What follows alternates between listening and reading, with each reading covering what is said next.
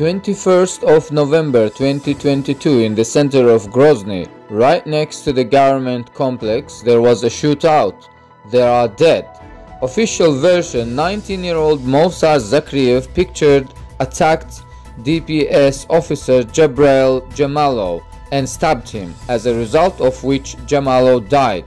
Zakriev, having taken possession of Jamalov's service weapon, went to the People's Friendship Square, where himself was already killed by the employees of the Russian law enforcement agencies, Kadyrovites. The video captures the moment of the death of Movsar Zakriev. An audio recording is also being circulated online, allegedly made by Movsar Zakriev himself before the attack. The voice on the recording justifies its actions with religious motives, but does not identify itself with any organizations, declares that he acts alone and calls his action an operation. At the moment, it is not known that any organization would have claimed responsibility for the incident.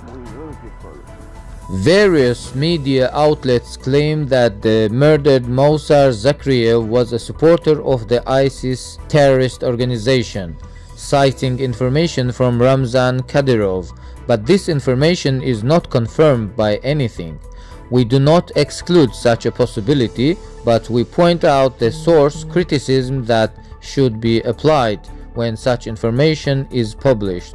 If the young man was a supporter of this organization or acted on its behalf, evidence is needed. On the audio recording of Movsar, we did not hear such statements. His appeal was more like an act of desperation from the criminal actions of the Russian administration in the Chechen Republic. Friends, classmates and relatives of Movsar Zakriev were taken away by the Kadyrovites in an unknown direction. Every hour the number of arrests increases. In hysterical panic, the Kadyrovites detain everyone, even neighbors and random people.